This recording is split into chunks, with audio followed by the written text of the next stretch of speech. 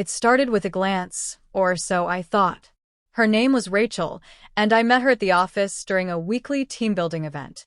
She had that kind of smile that could light up a room, and admittedly I was drawn to it like a moth to a flame.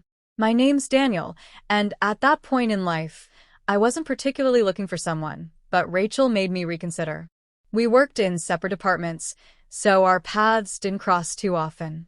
But whenever they did, I made sure to crack a joke, offer help, or just say something, anything to get her attention. I convinced myself she laughed at my jokes not out of politeness, but because she enjoyed them. That maybe, just maybe, we were starting something real. I remember the first time I asked her to grab a coffee after work. She smiled politely and said she had plans. No big deal. I thought maybe she was busy that day. But that became the pattern. I'd suggest coffee, lunch, or just a walk around the block during break, and there was always some vague reason she couldn't. Still, I didn't want to believe it. My friends, especially Trevor and Mike, kept giving me subtle hints. "You sure she's into you, man?" Mike asked one evening when we were out for drinks. "I mean, you're doing all the chasing." I brushed it off with a laugh, but deep down, I was starting to feel it. I'd text her after work. Nothing clingy, just little things like, "Hope your day went well," or "Did you see the latest episode of that show you like?" Her responses were short, often delayed, and always ended the conversation. There was no "how about you?" or follow-up questions. She didn't seem invested. One Friday, our company hosted a happy hour. I saw her across the room talking to Ryan from accounting. She was smiling, laughing, leaning in close. I walked over and tried to join the conversation, but the vibe shifted instantly. Her laughter faded, and her body language turned cold. She gave me a quick, "Hey, Daniel," then turned back to Ryan as if I wasn't there. I stayed for a few awkward minutes before excusing myself to the restroom and never coming back to that circle. Despite everything, I still tried. I told myself she was just shy or didn't know I liked her. So one afternoon, I decided to be more direct. Asked her if she wanted to go to a concert with me the following weekend. She hesitated before saying, "I'm not really into concerts." But the very next day, she posted pictures of herself at a music festival with friends. That hit me hard. I stared at the photo on my phone, zooming in on her face, trying to find some explanation. Was it a last-minute thing? Did someone convince her to go? But the more I looked, the clearer it became.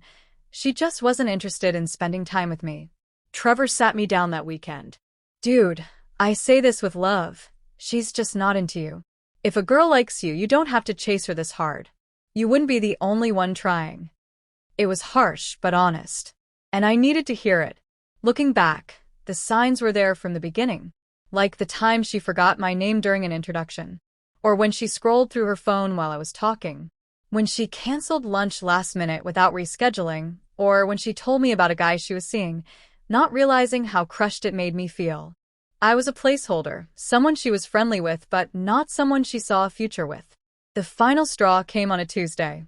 I'd brought her a small coffee, just the way she liked it, iced vanilla latte, light ice. I left it on her desk with a note that said, "Hope this brightens your day." She texted me later, "Thanks, but you don't have to keep doing stuff like this." That was it. No emoji. No smile. Just a quiet push to let me know I was stepping over a boundary she never intended to invite me past. I sat with that message for a while. I didn't reply. I didn't need to. That day, I learned an important lesson. Not everyone you like will like you back, and that's okay. It doesn't make you any less worthy. It doesn't mean you're not good enough. It just means they're not your person. I started focusing on myself after that. I joined a gym, took cooking classes, and even signed up for a weekend hiking group. I deleted her number and unfollowed her on social media, not out of bitterness, but for peace of mind. I needed space to move on, and seeing her life in photos didn't help. Months passed. One evening, during a group hike in Colorado Springs, I met someone new. Her name was Emily. She had a calm presence and an easy laugh. The difference between how Rachel made me feel and how Emily did was night and day. With Emily, I didn't have to try so hard. She asked questions, showed interest, and made time for me without being prompted. We'd talk for hours, not because we had to, but because we wanted to. The first time Emily surprised me with coffee, I smiled. It was a little gesture, but it meant the world. Not because of the drink, but because it reminded me that effort should come from both sides. I realized then that the right person won't leave you guessing. You won't feel like you're walking on eggshells or begging for scraps of attention. Rachel was a chapter one needed to go through. She taught me how to recognize when someone isn't interested, not through dramatic rejections, but through the quiet, consistent cues we often ignore because we hope for more. Now, when friends ask me how to tell if a girl's into them, I don't give them a list. I tell them about Rachel. I tell them about how I chased something that was never meant to be, how I ignored the signs because I was too wrapped up in what I wanted to see. And I tell them that when a woman is into you, you'll know. Not through games or mixed signals, but through her actions, her time, and her effort. I wish someone had told me all of this earlier. Maybe I wouldn't have wasted so much time trying to win over someone who had no intention of letting me in. But maybe I needed to experience it firsthand to truly understand. Sometimes, the best lessons in life are the ones you learn the hard way. And as for Rachel, I saw her again recently at a networking event. We chatted briefly, caught up, and parted ways. There were no lingering feelings, no what-ifs. Just a quiet acknowledgement of what was and what never was meant to be. Today, I wake up beside Emily, the woman who chose me without hesitation, the one who never made me question my worth.